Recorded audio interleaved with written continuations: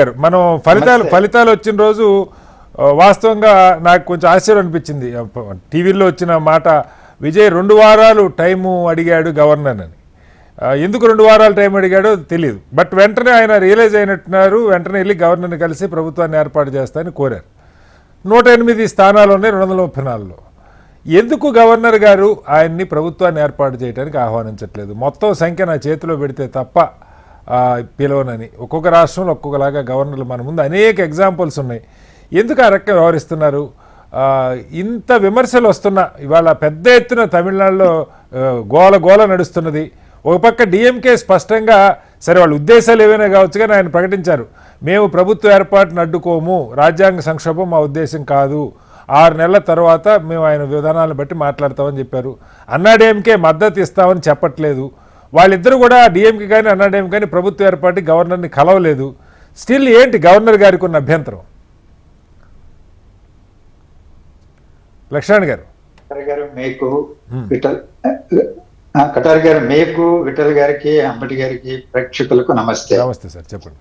చాలా స్మూత్ గా ఎన్నికలు జరిగిపోతున్నాయి, కొత్త ప్రభుత్వాలు అధికారంలోకి వస్తున్నాయి అన్న వాతావరణంలో తమిళనాడు గవర్నర్ అనుసరిస్తున్నటువంటి అసంబద్ధమైనటువంటి వైఖరి పర్యవసానంగా ఒక రాజ్యాంగపరమైనటువంటి చర్చకు తెరలేపబడింది. అక్కడ రాజకీయ పార్టీలు అన్నీ కూడా ఇదే అభిప్రాయాన్ని కొందరు వ్యక్తం చేశారు, కొందరు వ్యక్తం చేయకపోవచ్చు. ఓకే. గెలిచినటువంటి పార్టీకి లక్ష్మణ్ గారు, మీ వాయిస్ బ్రేక్ అవుతుంది. లక్ష్మణ్ గారు మళ్ళీ వస్తాను. సంభవం మీది వైఫైలో పెట్టుకోండి సార్, మీది ఎందుకో వాయిస్ బ్రేక్ అవుతుంది. లక్ష్మణ్ గారు మళ్ళీ మీ దగ్గరికి వస్తాను. రామకృష్ణ గారు, ఏంటి కాంగ్రెస్ కావాలి? చెప్పండి. 118 కావాలి, ఆయనకు 108 ఉన్నాయి. అవును, 10 స్థానాలు కావాలి, లేదా 11 స్థానాలు కావాలి. 5 స్థానాలు ఉన్నటువంటి కాంగ్రెస్ పార్టీ మద్దతు ఇచ్చింది ఆల్రెడీ. ఈరోజు డిఎంకే అధికారంలో ఉండి అధికారాన్ని కోల్పోయి ప్రధాన ప్రతిపక్ష పార్టీగా 24% ఓట్లు 59 స్థానాలతో ఉన్న పార్టీ మాజీ ముఖ్యమంత్రి హుందాగా విజయ్ని అధికార పగ్గాలు చేపట్టాలి, ఆయన్ని పిలవాలి.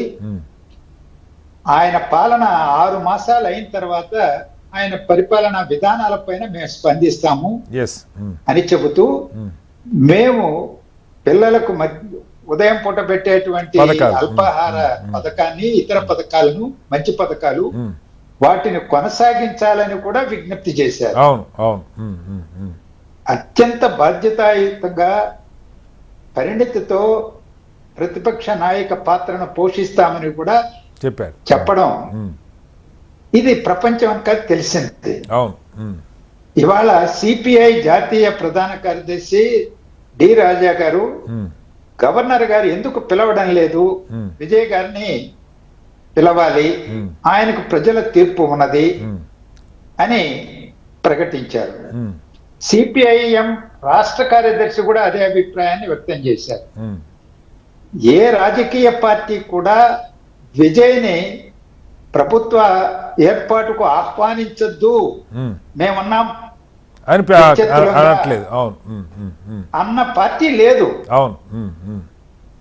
మరి గవర్నర్ గారు ఎందుకు ఈ పని చేస్తున్నారు, ఈ వైఖరి ప్రదర్శిస్తున్నారు?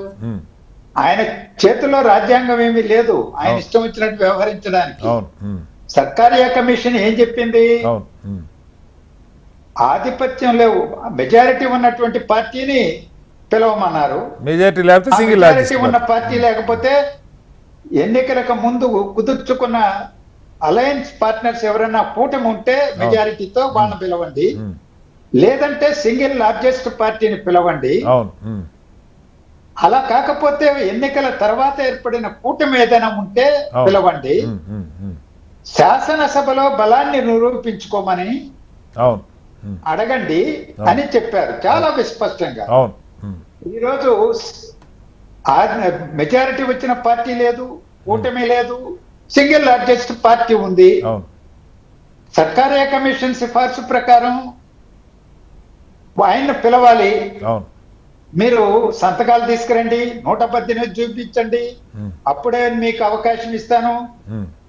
ఈయనకు రాజ్యాంగం అవకాశం ఇచ్చిందా? అది అవును. ఆ అధికారాన్ని అవును. ఇచ్చిందా, కట్టబెట్టిందా? అవును. ఉమ్. ఉమ్. ఉమ్. ఈ రోజు రాజ్యాంగాన్ని అపభ్రంశం పట్టించేటువంటి పద్ధతుల్లో గవర్నర్ల వ్యవస్థ వ్యవహరించడానికి ఓకే. ఎవరు ప్రోత్సహిస్తున్నారు? ఓకే. ఇది అసలు సమస్య. Right. ఇప్పుడు కాకపోతే రేపైనా ఉమ్. విజయ్ గారిని పిలవాల్సిందే. ఉమ్. ఎందుకంటే ఆయన 108 స్థానాలు ఆయన దగ్గరే ఉంటాయి. అవును. ఉమ్. రెండో పార్టీ ముందుకు రాలేదు. అవును. ఏదో సోషల్ మీడియాలో హల్చల్ చేస్తున్న కొంతమంది డిఎంకే, ఏఐడిఎంకే కలిసిపోతాయి.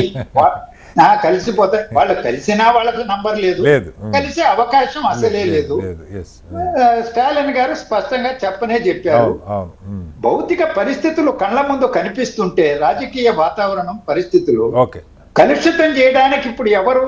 గవర్నర్ వ్యవస్థ ఏమన్నా అసలు ఇప్పటికైనా రియలైజ్ కావాలి కదా. Yes sir. వెంటనే విజయ్ గారిని ప్రభుత్వాన్ని ఏర్పాటు చేయమని చెప్పండి. ఆహ్వానించడం, ఓకే. ఈ వివాదానికి తెర పెట్టించడం, బాధ్యతాయుతంగా జవాబుదారీతనంతో ప్రజాస్వామ్యాన్ని గౌరవించడం, తమిళ ప్రజల యొక్క తీర్పును గౌరవించడం గవర్నర్ పైన ఉన్నటువంటి బాధ్యత.